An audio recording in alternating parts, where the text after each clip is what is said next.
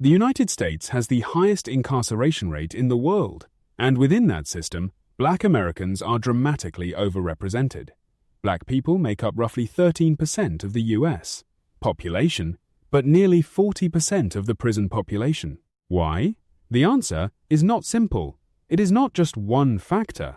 It is the result of history, policy, economics, and systemic bias working together over generations. To understand today, we must look at history. After slavery ended, the Jim Crow era enforced racial segregation for nearly a century. Then came convict leasing, where black men were arrested on minor charges and forced into labor. The war on drugs in the 1980s and 90s disproportionately targeted black communities, even though drug use rates are similar across races. These policies created a pipeline from black neighborhoods straight into prison cells. Poverty is a major driver of crime, and Black Americans are more likely to live in poverty. Decades of housing discrimination, known as redlining, forced black families into under-resourced neighborhoods.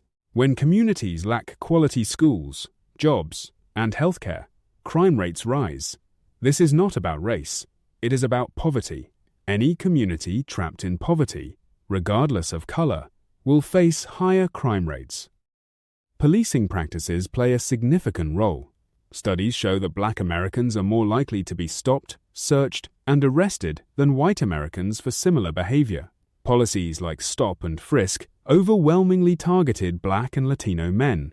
When police are deployed more heavily in certain neighborhoods, more arrests happen there, creating a cycle that inflates crime statistics for those communities. Sentencing disparities are well documented. Research shows that black men receive sentences nearly 20% longer than white men for the same crimes. Mandatory minimum laws removed judicial discretion, and 3 strikes laws led to life sentences for repeat offenders. These policies had a disproportionate impact on black communities, filling prisons with people who might have received lighter sentences in a more equitable system. The crack versus powder cocaine disparity is one of the most glaring examples. Under federal law, possessing 5 grams of crack cocaine carried the same sentence as 500 grams of powder cocaine. Crack was more common in black communities. Powder cocaine was more common in white communities. This 100-to-1 sentencing ratio was only partially reformed in 2010, but its damage was already done. Education inequality feeds the prison pipeline. Schools in poor black neighborhoods receive less funding, have fewer resources, and higher dropout rates. The school-to-prison pipeline is real. Students who are suspended or expelled are more likely to end up in the criminal justice system. Black students are 3 times more likely to be suspended than white students for similar infractions. Mass incarceration destroys families. When a father is taken away, children grow up without guidance. Single mothers bear the burden alone. Studies show that children with incarcerated parents are more likely to drop out of school and more likely to end up in prison themselves. This is an intergenerational cycle that perpetuates the problem across decades. Re-entry into society is nearly impossible for many. Former inmates face barriers to employment, housing, and education. A criminal record follows you for life. In many states, felons lose the right to vote. Without support systems, many return to crime out of desperation.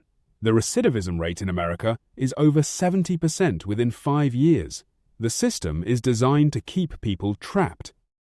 The overrepresentation of black Americans in prison is not caused by one thing. It is the result of historical injustice, economic inequality, biased policing, harsh sentencing laws, and failing education systems all working together. Solving this requires honest conversation, policy reform, investment in underserved communities, and a commitment to equal justice under the law.